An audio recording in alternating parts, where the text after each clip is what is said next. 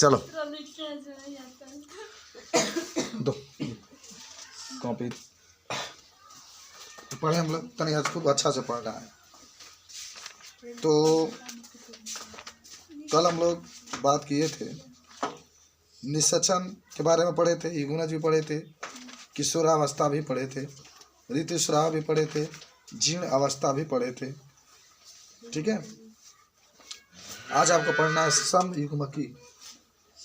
समयुग्मकी 1 घंटा तक सैर करेंगे हम। समयुग्मकी क्या होता है? समयुग्मकी सोच के बताओ। दोनों युग्मक यानी दोनों जीन जो होते हैं, जब दोनों जीन का मतलब माने एक्स और एक्स दोनों जब समान होते हैं तो उसी को हम लोग क्या कहते हैं? समयुग्मकी कहते हैं। सब लोग याद करें, जब दोनों जीन समान होते हैं तो इसी को हम लोग कहते हैं समयुग्मकी। याद होगा, जब भी मैंने समयुग्मकी की बात करेगा तो जब 2 जीन होते हैं और दोनों जीन समान होते हैं, जैसे एक्स एक्स है ना दोनों, तो उसी को क्या कहते हैं? समयुग्मकी कहते हैं। एक होता है विषमयुग्मकी।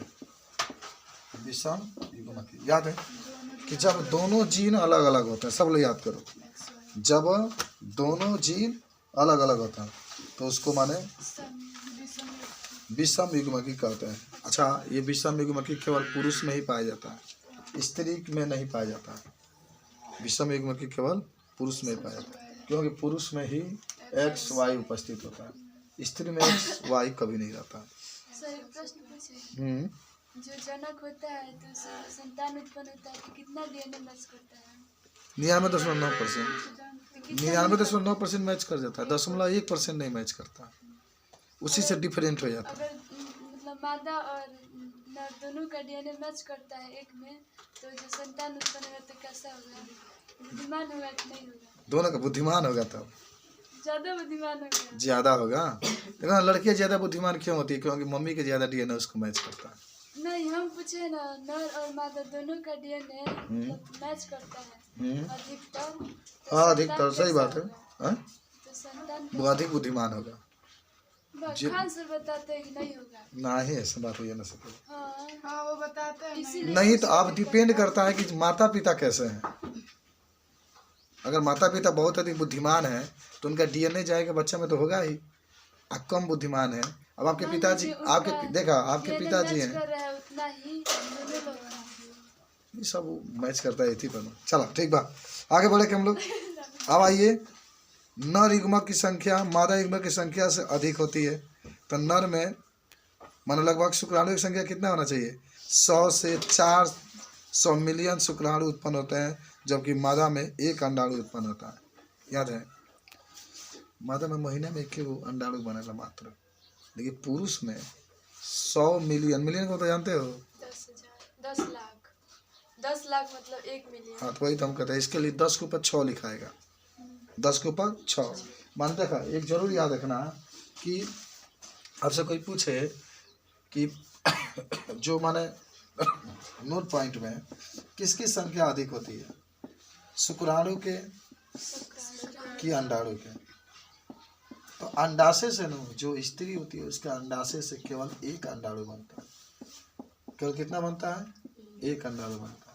आप जानते हो शुक्राणु की संख्या पुरुष में कितनी होती है? 100 से लेकर के 400 मिलियन, इतना होता है।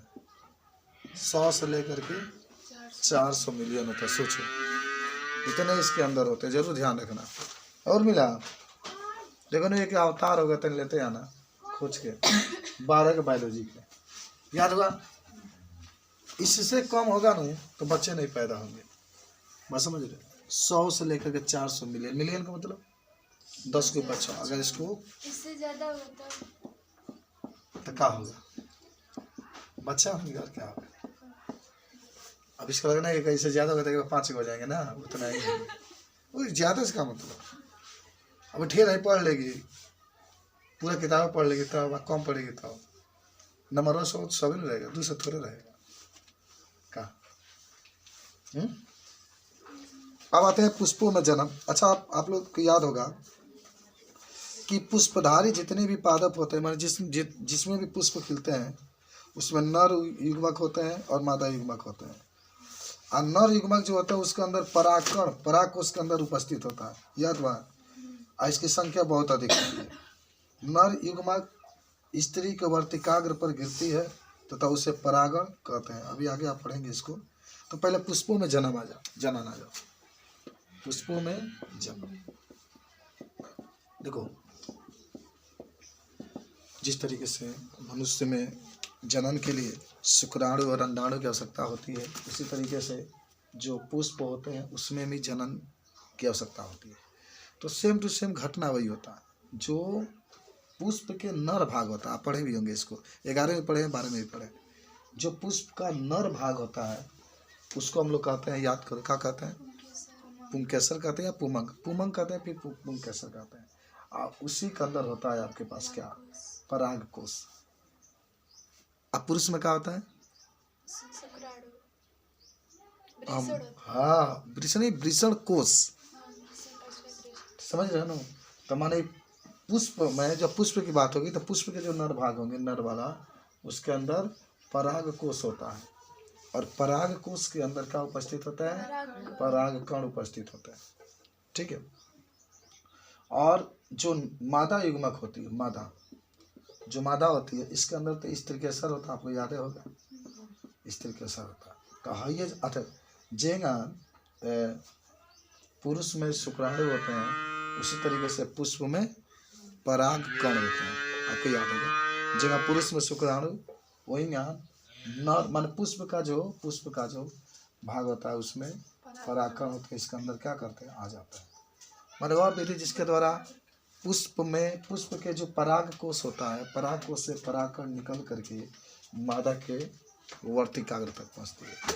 तो उसी को हम लोग क्या कहते हैं, मादा के वर्तिकाग्र तक पहुँच जाती है तो उसको हम लोग कहते हैं परागण, कहते हैं ना परागण। अच्छा, परागण में तुम लोग पढ़े होगे, एक चीज़ तुम लोग को पढ़ाया गया होगा, स्वपरागण। कुछ बताओ स्वपरागण के बारे में तुम लोग। ऐसा परागण जो एक ही पुष्प में होता है, उसी पुष्प जब एक ही पराग से पराग को निकल उसी पुष्प की वर्तिकाग्र तक पहुंचता है तो उसे अंडाशय तक पहुंचते हैं। अंडाशय तक पहुंचेगा तो उसको निषेचन कहेंगे। तो माने अगर स्वपरागण किसी पुष्प में होता है तो मान लो परागण उसके अंदर हो रहा है, तो क्या उसमें माध्यम की आवश्यकता होगी? पुष्प को कैसा होना चाहिए, कि लिंगी कि द्विलिंगी? पर तब क्या हो जी, जब एक लिंगी रही तो खाली में पराग कोश नहीं रहेगा, तो स्वपरागण के बाद पर परागण बचेगी। चलो, तो स्वपरागण हो गया। अब पर परागण में दूसरे पुष्प से पराग को निकल कर हाँ दूसरे। अच्छा, तो तुम एक प्रश्न लिख लो, स्वपरागण और पर परागण में 5 अंतर।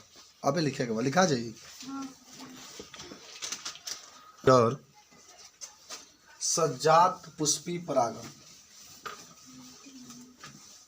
सजात पुष्पी परागण। अच्छा, कुछ याद है सजात पुष्पी परागण में? जब परागण की क्रिया एक ही जात के पुष्प से होता है। सही कहिए। मान लो कि ये कोई पौधा है,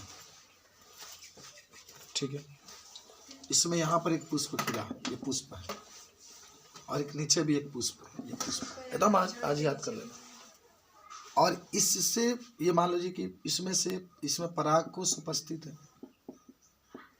और इस पराग कोश से पराग कण निकल कर स्त्री के वर्तिकाग्र पर क्या होता है, गिर जाते हैं। अच्छा, इसको आप क्या मानेंगे, स्वपरागण मानेंगे कि पर परागण? दोनों मान सकते हैं। नहीं स्वपरागण है न पर परागण, सजात पुष्पी परागण है। समझ रहे बात एक ही को? पुष्प में हो रहा है तो स्वपरागण नहीं, एक ही पुष्प में कहाँ, एक यहाँ पर एक यहाँ पर, तो दो अलग अलग नहीं है। हमारे एक ही पौधे के अंदर हो रही कहो, तो स्वपरागण नहीं स्वपरागण क्या होगा? एक ही पुष्प के अंदर होता तब स्वपरागण करते, लेकिन एक ही पौधा के अंदर हजारों पुष्प हैं तो उसको हम लोग पर परागण या सजात पुष्पी परागण करते हैं। तो कहेंगे जब एक ऊपर माने ऊपर आपके क्या होना चाहिए, परागकोशी होना चाहिए। ध्यान रखना कि जब एक ही पौधे के 2 पुष्प उपस्थित है और ऊपर वाला पुष्प में पराकों से पराकर निकल कर नीचे वाले पुष्प में गिरते हैं। इसको लिखो तुम लोग सजात पुष्प परागण। हाँ लिखवाया पर ठीक है, याद हुआ जी। 2 पुष्प है, एक पुष्प ऊपर है, एक पुष्प का है नीचे है। ऊपर वाला पुष्प में पराग एकदम आज याद कर लेबा, जिंदा या मुर्दा, आर ना तो पार। तो नीचे वाला पुष्प में पराग कुछ नहीं हो सकता है। तो नीचे गिरी तो क्या फायदा होगा? मतलब ऐसे थोड़ा बहुत दुनिया का पुष्प का बहुत सारे पुष्प ऊपर वाला होंगे। में कैसे होगा? ऊपर वाला में इसके ऊपर वाला होगा। उसके ऊपर वाला अरे कहीं ना कहीं तो ऐसा होगा ना कि जो नहीं होगा। तो माध्यम के द्वारा होगा। हाँ, ऊपर वाला से। ऊपर वाला सूख जाता होगा। अब तारा घर आम के पौधा बा, उनमें 100 गो आम फरल बा, 2 गो सूखिए गइल तो का होगी? 98 गो बा ना निमन। ये बात है। तो इसी को कहते हैं हम लोग सजात पुष्पी परागण। अच्छा देखो, निषेचन के बारे में आप सभी लोग पढ़े होंगे ना? कहाँ होता है, मादा में कि पुरुष में? मादा में। अगर आपसे कोई पूछे बाह्य निषेचन, शरीर के बाहर जो निषेचन होता है उसको बाह्य निषेचन कहते हैं। जल में अधिकतर ये होता है, जलीय जीव में। अच्छा, हम लोग में बाह्य निषेचन नहीं हो सकता है? टेस्टी वाला होता है उसमें। तो बाह्य निषेचन अधिकतर लोग जो होते हैं आज के युग में, औरत की कोशिश कर रही है कि हम गर्भ धारण न करें। बड़ा तकलीफ हो रहा है उन लोग। आज बड़ा तो ऐसा सिस्टम आ गया कि अधिकतर देखो 100 में से 75% ऑपरेशन के द्वारा बच्चे हो रहे हैं। पोषक तत्वों की कमी हो जाए। लेकिन आप लोग खूब पोषक तत्व युक्त भोजन करिएगा। नसीब कौन जानता है कि क्या होगा, लेकिन फिर भी देख रेख करते हैं वो। एक बात मिला ना, जो अधिक देख रेख करता है उसका बच्चा बड़ा दिक्कत। वो चिमनी पर जो रांची वाले होते हैं सब देखते हो, वहीं घूमते रहते हो कि नहीं कुछ नहीं होता है। रांची वाला कुल के रचनीय हम लोग घर में छुप कर आते हैं ना तो अधिकतर हो जाता है, दुर्गा होते हैं सब। तो इसी को कहते हैं बाह्य निषेचन, माने जो शरीर के बाहर होता है। एक होता है अंतः निषेचन, जो शरीर के अंदर होता है। जैसे मनुष्य हो, कुत्ता, बिल्ला, बिल्ली, झुलरी गुलरी, इन सब के अंदर अंतः निषेचन होता है। चिड़ैया गौरैया सुपने की सब में क्या होता है आपका? गौरैया के नाम सुने नहीं? ये नाम पुराने जमाने में लोग रखा करते थे, चिड़ैया, गौरैया, जिलेबिया, ये सब, शरीफवा। तो आज अगर आपसे कोई पूछे, मेरी एक जिलेबी नाम है, या जिलेबी नाम है, बाह्य निषेचन और अंतः निषेचन में अंतर देखो, नहीं पूरा भिजा दिया। बाह्य निषेचन और अंतः निषेचन में अंतर। एक्सटर्नल फर्टिलाइजेशन एंड, सब लोग सीखो। आज 1 घंटा तक सैर करेंगे हम लोग आराम आराम से। बाह्य निषेचन तब का, आंतरिक निषेचन। देखो, अगर मैं कहूँ सब बच्चा लोग तो सब लोग बताने की कोशिश करेंगे।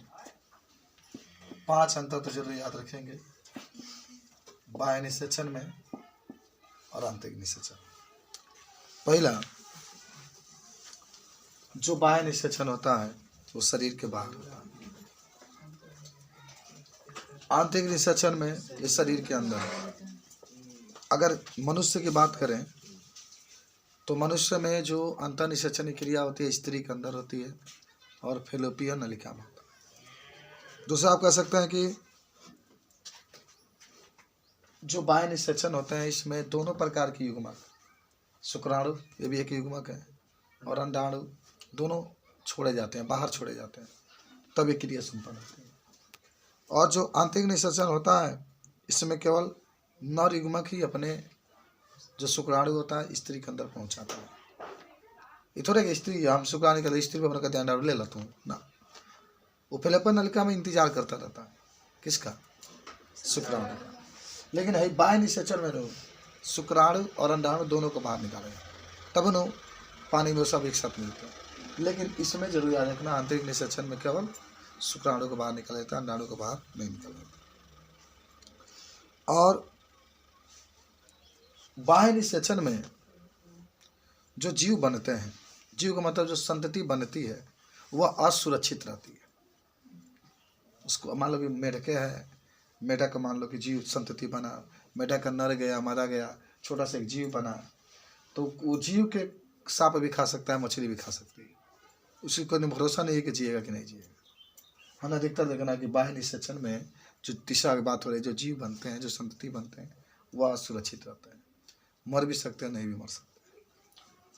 आंतरिक निषेचन में जो जीव बनते हैं वह समझो कि अधिकतर सुरक्षित रहते हैं। बात समझे? अब पेट में 100 लड़का माने 12 100 स्त्री के 2-4 को माने मर सकते हैं, वो अलग चीज़ है। मैंने एक बात करें, 100 स्त्री अगर लें तो 100 में 98 बच्चे तो सही होते हैं, 2-4 को माने मर जाएंगे, वो अलग चीज़ है। लेकिन बाह्य निषेचन में अधिकतर जो संतति बनते हैं अधिकतर मरिए जाता है। तीसरा का ही बात बता सकता है।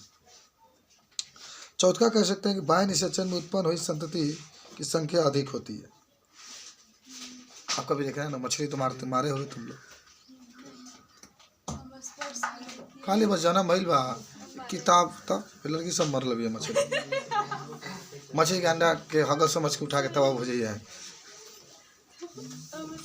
मछली में कभी तुम लोग देखे होगे, कभी कभी आदमी जाता है तो देखना खूब अंडा माने ज्यादा उनका रहता है, छोटे छोटे बच्चे बहुत ज्यादा रहते हैं, समझे ना, बहुत ज्यादा होता है।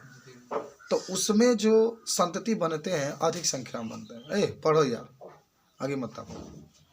वो बच्चों के लिए नहीं है, जिसका कोई काम धंधा नहीं उसके लिए। उतने बच्चे सुबह 4 बजे आते हैं लेकिन नहीं ताप नहीं देते हैं। हम लैला के ताप से लैला के बाद ना only for reading and writing. तो बाह्य निषेचन में जो संतति बनते हैं, जो जीव बनते हैं, उनकी संख्या अधिक होती है, और जो आंतरिक निषेचन होता है उसमें कम होती है। अब आप लोग चाहे मछली के 100 को बच्चा होंगे, 100 को बच्चा थोड़ा पेट में रहेगा, रही रहते तो रही 2-2 इंच के मुँह के बराबर। कोई देखना ना, कोई स्त्री होती है 10 बच्चा पैदा करती है, 8 बच्चा पैदा करती है, एकदम छोटे छोटे होते हैं मुँह के बराबर, और उसको शीशा में रख करके पैक करके तब कुछ दिन के लिए रखा जाता है, 1-2 महीना, तब फिर बड़े बर्तन विकसित होता है बाहर। सही बात है। तुम लोग कहते हो कि सर जी माने अरे जो भी पता आप कहते हैं। तो बाह्य निषेचन में संतति होता है, 4-5 हो सकते हैं। इसमें दोनों प्रकार के युग्मक अधिक संख्या में उत्पन्न होता है। अच्छा, मान लो कि जो नर है शुक्राणु छोड़ेगा, जो मादा है अंडाणु छोड़ेगी, तो बहुत अधिक संख्या में चाहिए। नहीं कि ये क्या को छोड़ता ना, वो हैतना छोड़ी अंडाणु, तो हैतना छोड़ी शुक्राणु, अधिक मात्रा में छोड़ते हैं। थावरे के थावर छोड़ते हैं सब, शुक्राणु थावरे के थाव, अंडाणु भी थोड़े के थाव।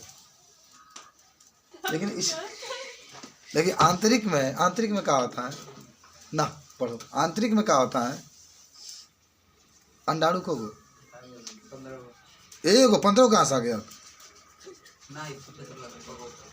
एगो, और शुक्राणु तो असंख्य होते हैं। शुक्राणु कितना, 2 से 4 मिलेगा। हाँ वही 100 से लगभग 400 मिलेगा, या 2 से 4 मिलेगा, उसमें 0 बोला है ना। तो इसी को हम लोग क्या कहते हैं, बाह्य निषेचन और आंतरिक निषेचन में अंतर। अच्छा, अब मैं कहूँ कि मुजबानी सब लोग बताओ तो बता सकते हो। पहला इसमें ये निषेचन शरीर के बाहर होता है, ये निषेचन शरीर के अंदर होता है। इसमें शुक्राणु और अंडाणु दोनों छोड़े जाते हैं, इसमें केवल शुक्राणु छोड़ते हैं, अंडाणु को नहीं छोड़ा जाता। और इसमें जो जीव बनते हैं असुरक्षित होते हैं, मतलब कब मर जाएंगे कोई नहीं जानता। इसमें सुरक्षित होता है, इसमें अधिक मात्रा में संतति बनती है, इसमें कम मात्रा में संतति बनती है, और इसमें अधिक मात्रा में शुक्राणु और अंडाणु को छोड़ा जाता है, थावरे के थाव। इसमें क्या होता है, कम मात्रा में छोड़ा जाता है। बस सीरीज के ऊपर रही ना, याद हुआ कि नहीं हुआ, बोलो आगे बढ़े करने के। अब हमारे पास आता है अनिषेक जनन, याद है कुछ, बिना निषेचन के जन्म लेता है। हाँ जैसे छिपकली में होता है। हाँ, और केला में होता है, सही कह रहा लड़का। देखो, बिना निषेचन के ही फल, मान पौधे की अगर बात होगी तो बिना निषेचन के ही फल का निर्माण हो जाता है, तो उसी को कहते हैं हम लोग अनिषेक जनन, बिना निषेचन के ही। देखो ये सब याद होना चाहिए बाबू, अनिषेक जनन। कैसा लगता है बायोलॉजी बताओ, 12 का बायोलॉजी कैसा है? आने वाला है तुम। केला खाओ, केला, केला का यूज करना चाहिए, क्यों?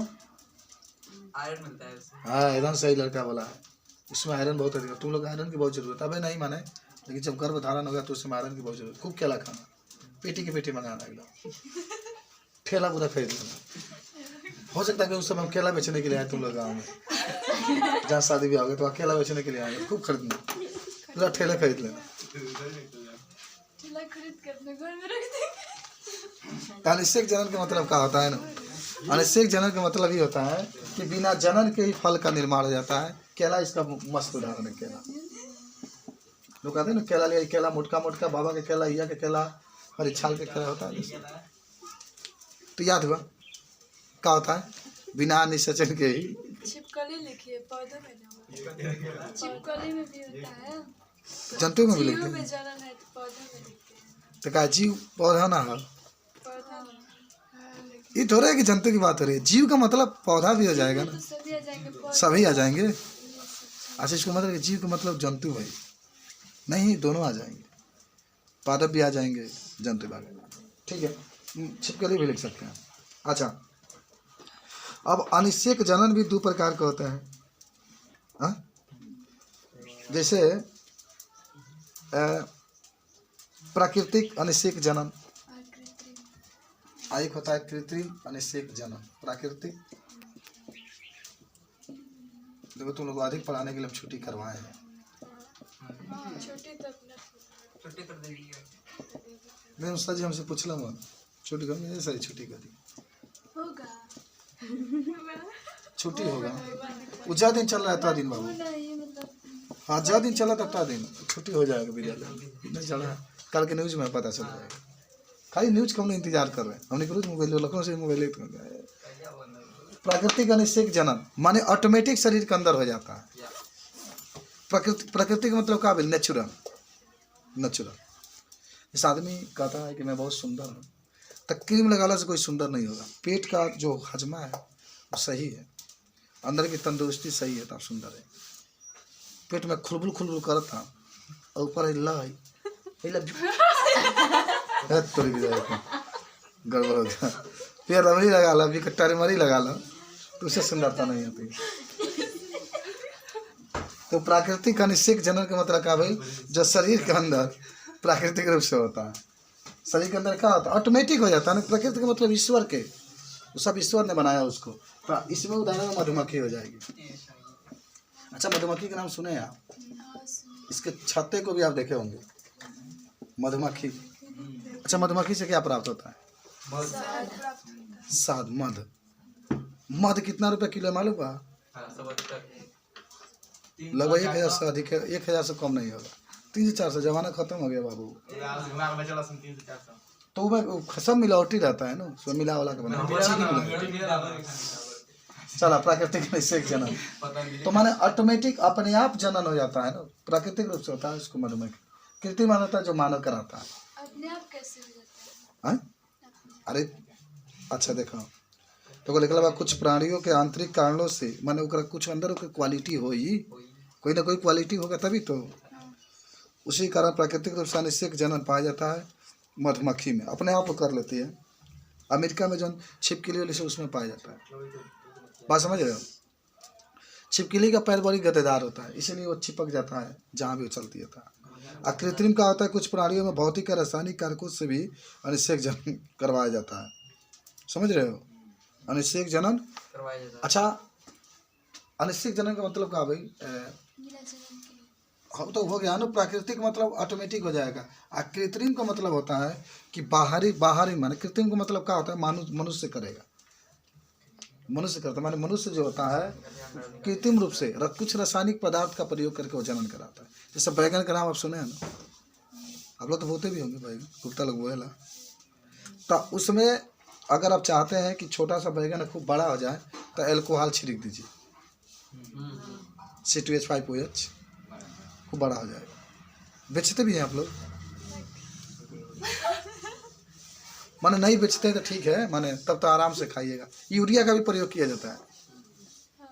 धान है, धान बढ़ नहीं रहता, यूरिया मारते हैं ना, तो ये सब कृत्रिम अनिषेक जनन होता है। तो प्राकृतिक जान के हो जाता तो ये बढ़ाने के लिए किया जाता है। है। हाँ, ये तो वृद्धि के लिए होता है। तो का भइल मन तब तो काय खातिर कइले बताओ, पकावे खातिर। अरे वृद्धि में तो वही ना, अच्छा वृद्धि करे बढ़े। शादी होने के लिए ना होता है। हाँ? जनन मतलब शादी करना है। जनन का मतलब होता है नए पौधे का निर्माण। तो कहाँ हो रहा है, इस तो बड़ा किया जाता वृद्धि है। करने के लिए। तो का भइल बा, वृद्धि हो रहा है ना। अब वजह से एगो नया पौधा ना जम सकेला फिर से आगे टाइम में। जैसे फल बनेगा। अब फल होगा तो फिर फूटेगा, नीचे गिरेगा, फिर नया पौधा बनेगा। ये होता है। अब देखो देखो यही पाठ नंबर 1 में विवाह, दूसरा में विवाह निषेचन पश्च घटना है।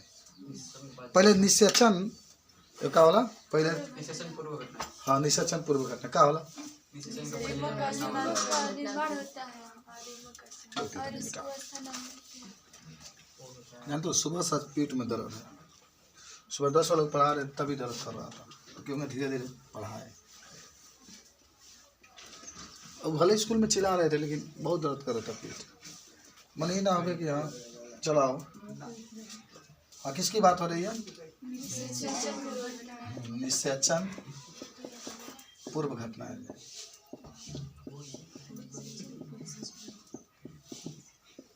हाँ तो ये बताओ निषेचन पूर्व घटना के बारे में कोई पूछेगा तो कुछ याद है तुम लोग? निषेचन के पहले जो घटनाएं होती है उसे निषेचन पूर्व घटनाएं कहते हैं। जैसे पौधे की बात करें तो निषेचन से पहले क्या क्या घटनाएं होती है? निषेचन से पहले परागकोश में परागकण बनते हैं, उसके बाद से वर्तिकाग्र परिपक्व होती है, फिर परागकण परागकोश से निकल करके वर्तिकाग्र तक जाता है, तो इसको परागण कहते हैं। बाबू निषेचन से पहले परागण होता है, ध्यान रखना। माने परागकोश से परागकण वर्तिकाग्र तक पहुंचा तो उसको हम लोग कहते हैं परागण। निषेचन के पहले वाला, समझ रहे बात को? निषेचन के पहले होता है। अब वह परागकण जब वर्तिकाग्र से अंडाशय के अंदर प्रवेश करेगा तो उसको हम लोग क्या कहते हैं? तो चित्र से आपको समझा रहे, देखो ध्यान से। मान लो कि ये परागकोश है, द्विपालित होता है, याद करो। इसके अंदर हाँ 2 पाली बटा होता है। कितने इसमें पड़े होंगे? लघु बीजाणुधानी होते हैं। लघु बीजाणुधानी स्त्री में पाए जाते हैं, पुरुष में? पुरुष में। हाँ। अब इसी से परागकण निकल करके जो क्या होता है, देखो ऐसे आप पढ़े होंगे ना, नीचे फूला हुआ हिस्सा होता है इस तरीके से, इसको अंडाशय कहते हैं। ये नली है और ये सब उपस्थित होते हैं इस तरीके से वर्तिकाग्र। तो यहाँ से परागकण निकल करके यहाँ पर जाते हैं, ठीक है। ये परागकण है, क्या है? परागकण है। और फिर ये परागकण कहाँ पहुँच जाते हैं? अंडाशय के अंदर पहुँच जाते हैं। कहाँ पहुँच गए? अंडाशय के अंदर। जब ये अंडाशय के अंदर पहुँच जाते हैं तो इस क्रिया को हम लोग कहते हैं निषेचन। इस क्रिया का कहते हैं निषेचन। कब? जब यहाँ से जो परागकण है ये अंदर जाएंगे तब। तो लेकिन इसके पहले देखो आपने लिखा है निषेचन पूर्व। पूर्व का मतलब होता है पहले। तो निषेचन के पहले बहुत सारी घटनाएं होती है। जो परागकोश होते हैं इसके अंदर परागकण बनते हैं, बनते हैं कि नहीं बनते हैं? फिर जो परागकण होते हैं इसके अंदर क्या करते हैं? जाते हैं। तो इस तरीके के पूरी कार्यक्रम होता है। तो निषेचन से पहले जो घटनाएं घटित होती है उसको निषेचन पूर्व घटनाएं कहते हैं। परागकोश के अंदर परागकण बनते हैं, फिर वो परागकण स्त्री को वर्तिकाग्र तक जाते हैं, वर्तिकाग्र भी विकसित होती है, ठीक। अच्छा, एक पराग स्त्रीकर्षण संकर्षण आप पढ़े होंगे, देख लो क्या क्या बातें हो रही है। मैं तो चाहता हूँ कि संडे ले आपका ये चैप्टर तीनों समाप्त करके तब आपका टेस्ट लिया जाए। शनि दिन होगा ही, बम्पर होगा, 1 घंटा का होगा चाहे 1.5 घंटा का होगा, आधा घंटा का रहेगा। खूब बढ़िया बढ़िया आपको लिखना है, ठीक है। देखा जब टेस्ट ना दिए लेने तब तैयारी ना हो। अच्छा अपन हाथे लिखा जाएगा, हमेशा खाली तैयारी हो जाएगी। पराग स्त्री कैसा संकर्षण कोई बताएगा?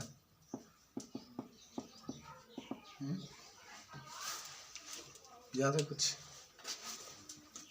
बताओ रजत। उड़ा पड़ेगा बैठा जो सही हो जाएगा, ये वो परिभाषा ना बताओ। लड़की जब लोग किसी पुष्प के ना पराग को उसको ढक दिया जाता है। मैं तो थी हो जाए बैगिंग का जला थैली लगाना। तो मैं बता देता हूँ अपनी याद देखो ये सब जितना ही बान है सब ई माने देखो वो जब हम बताओ जो वही पर हेडिंग वैसे ही बता रहे हैं आपको। बताए भी थे आपको बताए होंगे बताए हैं। बताइए तो मैं इससे देखती है क्या हो पराग को उस- पुदीना हो है क्या हो वह वर्तिका। अच्छा चलो हमारे लोग पराग खा है और निकल करके स्त्री केसर के पास जा रहा है।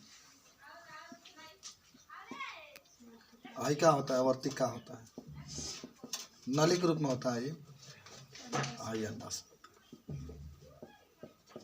सब मान मान के हम लोग बनाते हैं माना कि वर्तिका ग्रह माना कि अंडा से माना कि ये माना कि ये कुछ बुझा रहा है। देखो खाली तुम लोग ध्यान रखना इस चीज को कि बस रिवीजन करा रहे हैं। देखो इसका परिभाषा है। अच्छा देखो पहले इसका नाम सुनो पराग स्त्रीकेशन संकर्षण यानी पराग का मतलब होता है पराग कण स्त्रीकेशन का मतलब होता है स्त्रीकेशन के वर्तिकाग्र होता है 3 भाग होते हैं ना वर्तिकाग्र वर्तिका और अंडाशय। और संकर्षण का मतलब होता है आकर्षण आकर्षित करना। अगर पराग को उस पराग को कोई पुष्प है पुष्प के वर्तिकाग्र जिस जात का है उसी जात के पुष्प के पराग कोश से पराग कण निकल कर जब उसके पास जाता है माने वर्तिकाग्र पर जाता है तो आकर्षित कर लेता आकर्षित कर लेता है। वर्तिकाग्र उसको आकर्षित कर लेता है और फिर वर्तिका की जो नली होती है खुल जाती है और वह जो परागकण होता है वो अंडाशय के अंदर प्रवेश करता दूसरा पुष्प का रहेगा ना तो नहीं खुलता है। है। हाँ अगर दूसरा पुष्प रहेगा बताए गए थे आपको अब याद आ रहा है कुछ। हाँ भैया और अगर आपको ये दूसरा जिस मान लो कि दूसरे जात का है किसी दूसरे जात किसे कहते मालूम मानो जनसंख्या किसे कहते तुम लोग बताए थे हम।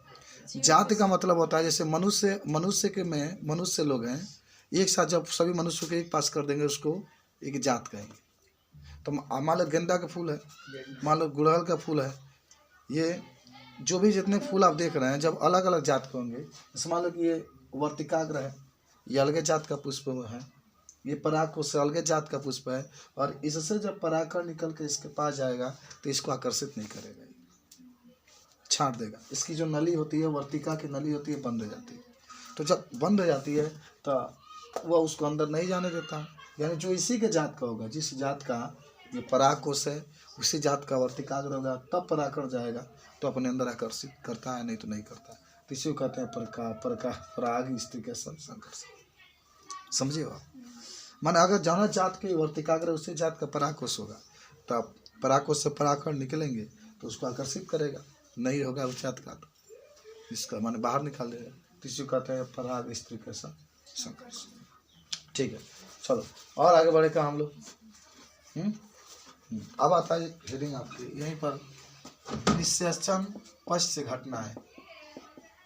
निषेचन पश्च घटना है निषेचन पश्च घटना याद तो बताओ क्या होता है। निषेचन के बाद माने निषेचन संपन्न हुआ। निषेचन कैसे संपन्न हुआ ये परागकण कहाँ चला गया तो निषेचन संपन्न। तो निषेचन के बाद कौन कौन सी क्रिया होती है अंडा से फल में बदल जाता है। हाँ निषेचन के बाद जो बाह्य दल होते हैं वो मुरझा जाते हैं सूख के नीचे गिर जाते हैं। बाह्य दल आपको 11 में पढ़ाए देखो बढ़िया। बाह्य दल वगैरह जो होता है बाह्य दल नीचे लटका रहता है हरे रंग के ऊपरा जो होता है दल पूंछ होता है माने बाह्य दल इसमें सूख के गिर जाते हैं। और जो अंडाशय होते हैं वो किसमें बदल जाते हैं फल में। और जो बीजांड होते हैं वो बीज में। बीजांड अंडाशय के बाहर पाया जाता है कि अंदर तभी ना बीज बनेगा। बीज माने बिया बीज माने बिया होता है। ठीक है तो निषेचन पश्च घटनाएं भी आप जान गए। बाप रे कितना तुम लोग पढ़ते हो। और अंड प्रजक भी कल भी मैंने पढ़ाया था आज भी देख रहे हैं इसको। अंड प्रजक तो जब भी अंड प्रजक की बात करेगा तो आप कहेंगे ऐसे जीव जो क्या करते हैं, अंडा देते हैं। एक होता है जरायुज।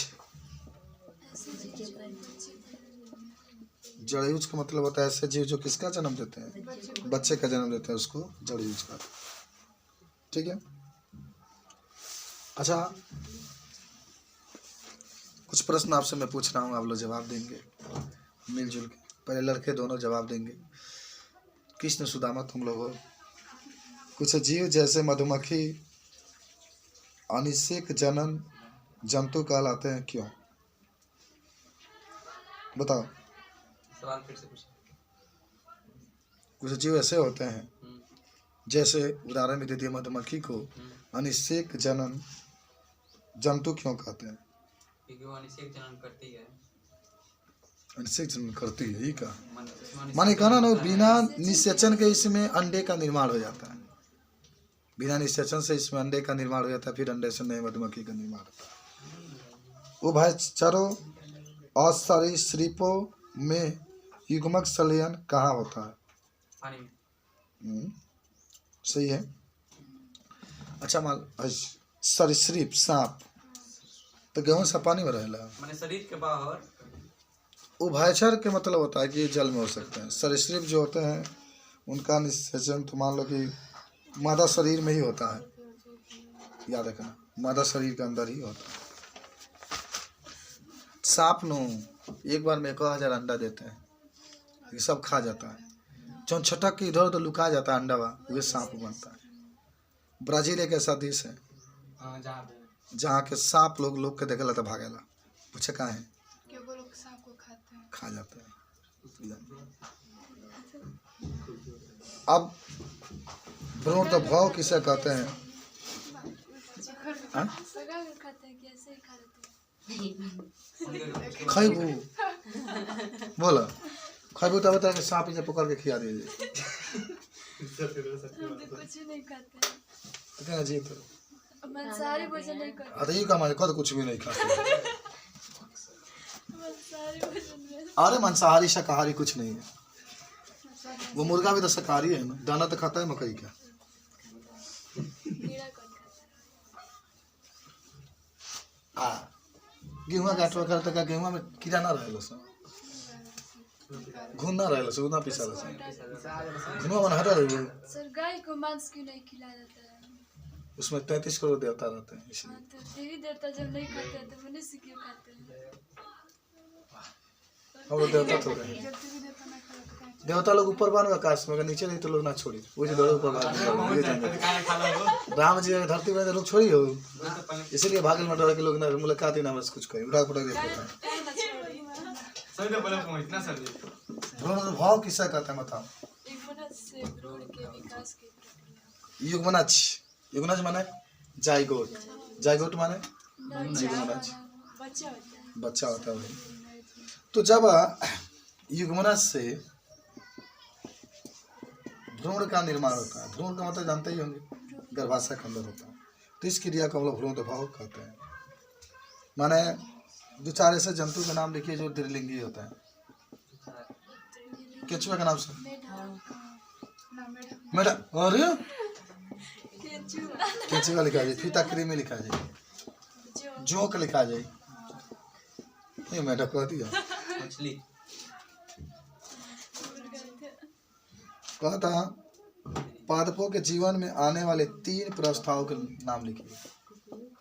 पादपों के जीवन में आने वाले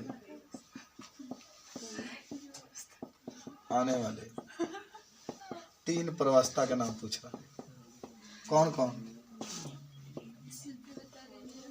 पहला कायिक अवस्था। कायिक अवस्था माने तना वगैरह बनता है। दूसरा का होता है जनन अवस्था। उसके बाद परिपक्व अवस्था। वह जनन को परिपक्व कहा जाता है। अच्छा। एगो जीर्ण अवस्था हो, जीर्ण अवस्था। बुढ़ापा को जीर्ण अवस्था कहते हैं। कायिक अवस्था। उसके बाद से सब आप बता सकते हैं इसमें मधुमक्खी में कौन सा जनन पाया जाता है? अनिषेक।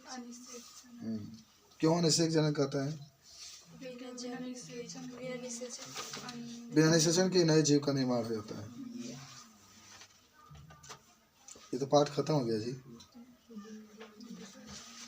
ये आपसे पूछे जीवों के लिए जनन क्यों आवश्यक है तो बता सकते हैं क्यों? जाति की निरंतरता बनाए रखने हाँ, नए जीव के निर्माण के लिए जीवों की आवश्यकता होती है। जनन की अच्छी विधि कौन है? लैंगिक या अलैंगिक? लैंगिक। लैंगिक है यार, अलैंगिक क्यों कह रहे हो? ठीक है, तो इतना आज पढ़े। मैं आपको क्वेश्चन दे रहा हूँ, लिख के लिखाइएगा। 40 मिनट पढ़ाए। पाठ समाप्त हो गया है बाबू।